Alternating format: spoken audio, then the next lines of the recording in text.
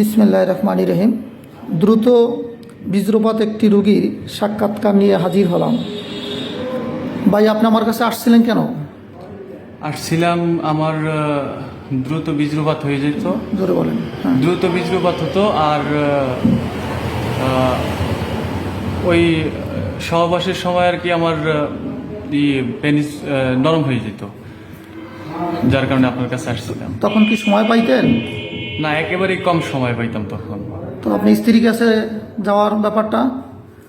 তখন ওই ব্যাপারে যাইতে আর কি নিজের কাছে আনইজি লাগতো, একটু লজ্জা লজ্জা লাগতো যে। আচ্ছা, এখন একবার ওষুধ খাওয়ার পর এখন কি অবস্থা আপনার? আমি একবার আপনার কাছ থেকে ওষুধ নেওয়ার পরে আগের থেকে মোটামুটি আলহামদুলিল্লাহ একটা ভালো পর্যায়ে এখন আছি আমি। আপনারা রোগীর সরাসরি মুখ থেকে শুনলেন রোগীর দ্রুত বীজ্রপাত। এখন আমরা সরাসরি রোগী লিপিটা একটু দেখি। রোগীর নাম এমডি খালেদ, 31 বছর বয়স। 12/4/24 রোগীটিকে দেখি।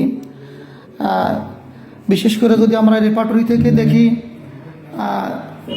সেমিনাল ডিসচার্জ কুইক টু দ্রুত বীজ্রপাত হয়। দেখেন এখানে সালফার আছে। যদি একেবারে দ্রুত মানে প্রবেশের পূর্বে বীজ্রপাত হয়ে যায়, সেই ক্ষেত্রে সালফার একটিমাত্র ওষুধ গুরুত্বপূর্ণ। যদি আমরা রোগী লিপিটি দেখি, দেখেন এই রোগীকে 12/4/24 রোগীটিকে দেখি।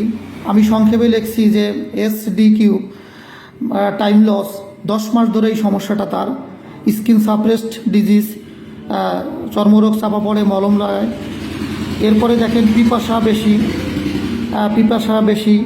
এরপরে যদি দেখি স্টুল কনস্টিপেশন, এরপরে প্রস্রাবে গন্ধ আছে, ঘামে গন্ধ আছে। এরপরে কাতরতায় রোগী গরম কাতর, বিশেষ করে একটা বার্নিং আছে, পায়ের নিচে একটা জ্বালা। এরপরে ডার্টি, রুগী একটু নোংরা টাইপের। রিলিজিয়াস, রুগী ধার্মিক। এই লক্ষণগুলোর উপরে আমি চিন্তা করে রুগীকে সালফার 2 এবং 3 দিই। আপনার 12/4/24।